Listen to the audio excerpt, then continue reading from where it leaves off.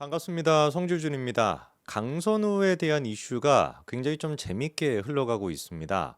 제가 이미 한번 말씀을 드렸죠. 이진숙은 날리고 강선우는 살리겠다라고 하는 것이 그냥 뭐 단순하게 뭐 논란의 정도를 따져가지고 뭐 강선우 살리자 이것이 아니라 사실상 이거는 이재명의 지금 대통령실과 민주당의 여당 양쪽 사이의 파워게임 중이다 이런 말씀을 드렸는데요. 자, 이번에 정확하게 그 이유가 드러났습니다.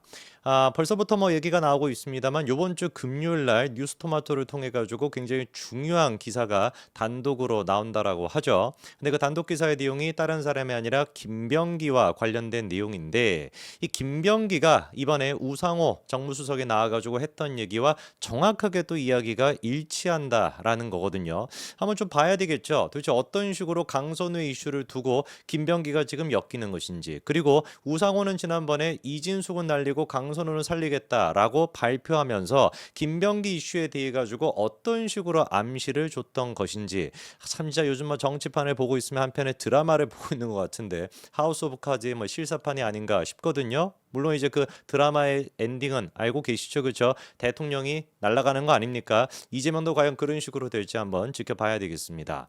자, 일단 이번에 대통령실이 이렇게 얘기했거든요. 강선우에 대한 임명 강행 수순이라고 하면서 청문 보고서 재송부를 요청했다라고 하는데, 이것도 우리가 좀 살펴봐야 되는 내막이 있습니다. 많은 언론들 같은 경우는 지금 임명 강행 수순이다 뭐 이렇게 지금 보도하고 있습니다만, 이번에 이제 그 대통령실이 밝힐 때 중요한 단서 한 가지가 또 있었어요. 이 재송부 기간을 갖다가 어느 정도로 요청을 했냐, 사실상 제가 들어봤을 때 열흘 정도로 지금 이제 얘기를 해놨거든요. 그럼 무슨 말이냐, 10일 정도 시간이 있다란 뜻입니다. 아니 원래 그 10이라는 거 아니야? 아닙니다. 3일 해도 되고 5일 해도 되고 7일 해도 되는 거거든요. 대통령실이 그냥 정하면 됩니다. 그럼 보십시오. 만약에 지금 이게 나왔던 게 7월 22일인데 3일 내로 송부해달라라고 한다면 어떻게 쓰면 되겠어요? 요번 주에 바로 그냥 강선우 임명까지도 가능하다라는 뜻입니다. 정말로 대통령실이 강선우에 대해 가지고 임명을 강행하겠다라는 의지가 100%였으면 뭐하러 이거를 갖다가 열흘 가까이나 시간을 주겠습니까? 이거는 제가 봤을 때 거꾸로 얘기해가지고 대통령실이 지금 약간 여론의 눈치를 보겠다라고 하는 뜻으로 해석이 되고요. 실제로 그래가지고 강유정이었나요? 당시 이제 그 대변인한테 마찬가지로 기자가 질문도 했었습니다. 열흘 가까이를 본다라는 건 여론의 추이를 보겠다라는 뜻입니까? 이렇게 질문도 했었는데 황급히 그냥 뭐 자리를 그냥 뭐 비껴는 걸로 그냥 끝냈었죠. 저는 그래서 대통령실이 아직까지 강선우에 대해 가지고 100% 밀어붙이겠다는 뜻은 아니다. 여전히 그러니까 민주당의 이거와 파워 게임이 진행 중이다라고 봅니다. 왜 그런 파워 게임이라는 거냐? 우상호 정무수석이 그때 보여줬습니다. 당시 이제 그 발표를 할 때 이진숙은 날리고 강선우는 살리겠다라고 했었을 때 강선우가 남아야 되는 이유에 대해서 딱히 밝히지 않았었어요. 그런데 굉장히 이례적으로 강선우를 살리겠다라고 밝히고 난 직후에 어디로 쪼르르 달려가가지고 김현정의 뉴스쇼에 가가지고 뭐라고 했습니까? 여당 지도부의 영향이 컸다, 이런 멘트를 날렸거든요. 이거 제가 말씀을 드렸었죠. 몇 차례나 우상호가 뭐라고 얘기했었습니까? 들어보십시오. 어쨌든 여러 가지 종합적으로 고려해서 이런 결정을 내렸지만 이 결정에 가장 영향을 많이 미치신 것은 뭐다? 여당 지도부의 의견이었다. 여당 지도부에게 그러니까 물어봐라. 아예 그냥 대놓고 뭐라는 거예요. 강선우 살린 거는 이거는 대통령실의 의지와는 상관없어. 이재명과는 상관이 없는 거야. 누구의 의지다? 여당 지도부의 의지다. 아예 그냥 못을 박아버리지 않습니까? 여당 지도부에게 물어보라고. 재차를 해가지고 김현정 씨가 물어봤거든요. 강선우나 이진석 무슨 차이가 있는 겁니까? 라고 재차 물어봤어도 그때도 뭐라고 합니까? 야, 강선우가 사는 것은 그냥 뭐 때문인 것이다. 여당 지도부들의 의견이 가장 영향을 미친 것으로 보인다. 이걸로 그냥 가름했습니다.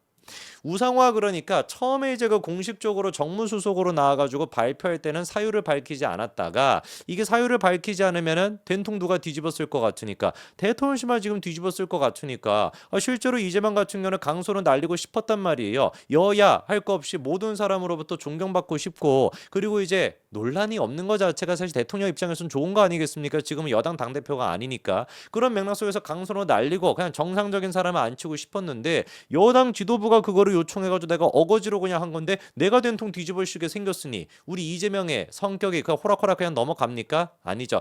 딱 그러니까 우상호가 방송까지 나가가지고 여당 지도부한테 물어봐, 여당 지도부가 요구한 거야, 이렇게까지 얘기하지 않습니까? 그런데 여기서 굉장히 좀 흥미로운 게 한 가지가 있어요. 여당 지도부라는 것인데 여당 지도부가 지금 누굽니까? 없어요. 그렇지 않습니까? 정청래랑 박찬대가 지금 여당 지도부를 만들겠다고 지금 전당대회를 준비하고 있는 중이고 8월 3일이었습니까? 8월 초가 되고 나서야 지도부가 만들어지거든요. 지금은 지도부가 없습니다. 그러면 질문해 봐야 되는 게 도대체가 우상호가 얘기했던 여당 지도부는 누구를 얘기하는 것이냐 생각해 볼 수 있는 인물이 딱 한 사람밖에 없다는 거죠. 그게 바로 누구겠습니까? 김병기. 현재 지금 당대표 직무대행 겸 원내대표를 맡고 있는 김병기라는 겁니다.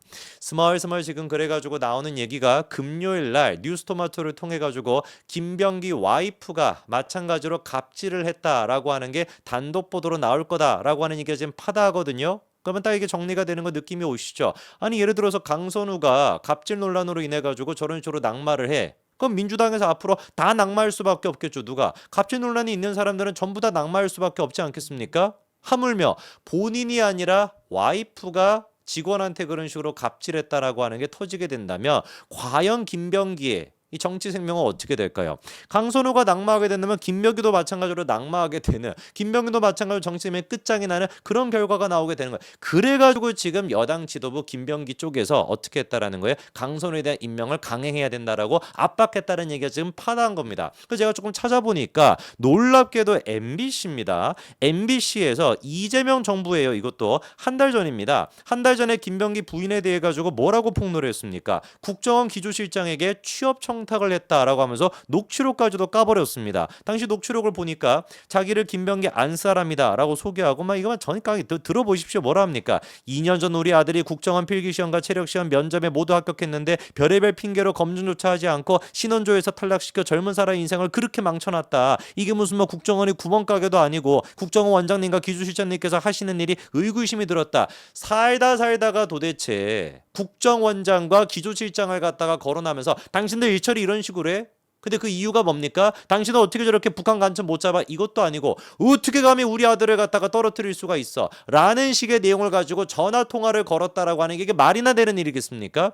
강선호보다 이거는 배에 무슨 뭐 3배, 뭐 4배 가까이 될 만큼 어마어마하게 심각한 문제잖아요. 그러니까 김병기가 생각을 해봤을 때도 이거만 지금 재조명이 되더라도 강선호가 낙마를 했는데 만약에 갑질노라고 낙마를 해 자기 와이프 문제를 생각해 본다면 자기는 앞으로 정치를 뭘 할 수가 있겠냐라는 겁니다. 당시 김병기가 해명이랍시고 내놨던 반응도 진짜 기가 막힙니다. 뭐라고 얘기합니까? 자료 유출 수사를 의뢰할 것이다. 이 뭔 개소리인지를 보니까 배우자와 통화했던 국정원 기획조정실장의 공식 업무폰을 포렌식한 사람이 자료를 유출했다라는 거 아니냐? 이 무슨 말인지 이해가 되십니까? 어떻게 그러니까 이런 녹취록이 유출이 될 수 있어? 이거를 가지고 법적 조치를 하겠다 무슨 뭐 이거 문제를 갖다가 뭐 수사를 의뢰하겠다 이런 식으로 얘기하는 거예요. 지 와이프가 지 아들이 지금 취업에서 떨어졌다라 그래가지고 기조실장이 됐거나 국정원장을 들먹거리면서 뭐라고 지금 하고 있는 거에 대해서 사과를 한다든지 진짜 반성을 하는 것이 아니라 어떻게 이런 녹취록이 유출이 될 수 있어? 내가 이거에 대해서 수사를 의뢰할 거야. 이런 식으로 대응하는 사람이 김병기입니다. 그러다 보니까 강선우 논란에 대해 가지고 만약에 금요일 날 뉴스토마토가 보도를 한다면 어떻게 되겠습니까? 사실 제가 봤을 때는 대통령실이 이번 주를 넘기려고 하는 것도 제 뇌피셜입니다만 대통령실이 이 강선우에 대한 임명을 다음 주까지 이걸 보겠다라는 것도 요번 주에 나오는 그 기사를 기다리고 있는 거라고 저는 보거든요.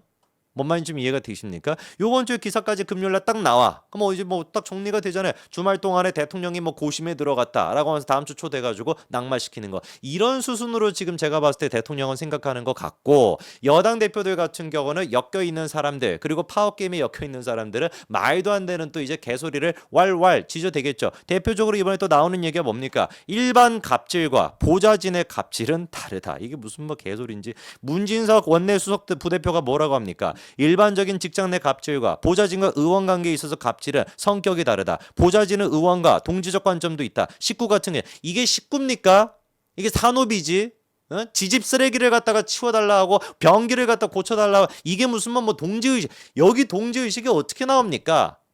보좌진 갑질은 더 심각한 문제죠. 일반적인 갑질보다도. 왜? 보좌진들 같은 경우는 국회의원을 갖다가 보좌하는 것인데 국회의원은 권력자 아니겠습니까? 그 인간들이 하는 갑질에 대해서는 훨씬 더 엄격하게 처벌해야 되는데 무슨 놈의 이거는 뭐 덜 뭐 이게 의미가 있는 것처럼 이렇게 얘기하고 앉아 있냐고요.